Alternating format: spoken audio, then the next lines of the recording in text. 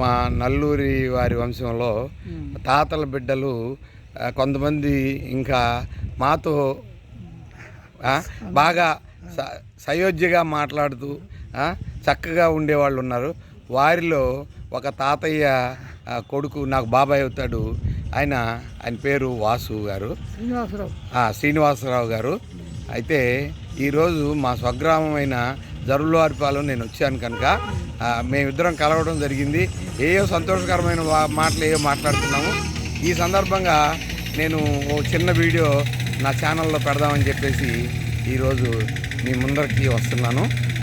మీరు మమ్మల్ని పెద్దలైతే దీవించండి, చిన్నలైతే మాకు ఆశీస్సులు, మీకు మా ఆశీస్సులు. అందరూ ఇలా కలివిడిగా ఉండాలని, చక్కగా తరతరాలుగా మాట్లాడుకుంటూ హాయిగా కాలక్షేపం చేయాలని నా కోరిక. దేవుణ్ణి ఆయుర ఆరోగ్య అష్టైశ్వర్యాలు కలగజేయాలి మా ఇద్దరికని నేను కోరుకుంటున్నాను. మీ దగ్గర నుంచి నేను సెలవు తీసుకుంటున్నాను. Thank you very much. బాబాయ్, నిన్ను కొన్ని ప్రశ్నలు వేస్తాను, కొంచెం చెప్పగలుగుతావా? మీ తాతయ్య గారి పేరేంటి? వెంకటరాయుడు గారి కొడుకు కిష్టయ్య, అంతేనా? మీ నాన్నగారి పేరు కిష్టయ్య. కిష్టయ్య గారి భార్య అంటే మీ అమ్మ పేరేంటి?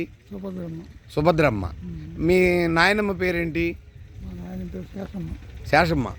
అంటే వెంకటరాయుడు గారి భార్య శేషమ్మ. మీరెంతమంది కొడుకులు కిష్టయ్య గారికి? నలుగురు పేర్లు. మొదట ఆయన పేరు చెప్పు. వెంకటరాయుడు. రెండో ఆయన పేరు చెప్పు. సుబ్బారావు. మూడో ఆయన పేరు చెప్పు. హరినారాయణ. ఇక వాసు నీ పేరు శ్రీనివాసరావా? యాక్చువల్గా శ్రీనివాసరావు అయితే మా బాబాయ్ని అందరూ వాసు అని పిలుస్తారు. Is number 1 gentleman. చాలా కాలం హైదరాబాద్లో ఉన్నాడు, అది నాకైతే తెలీదు. మరి నేనున్న సంగతి ఆయనకు కూడా తెలియదేమో.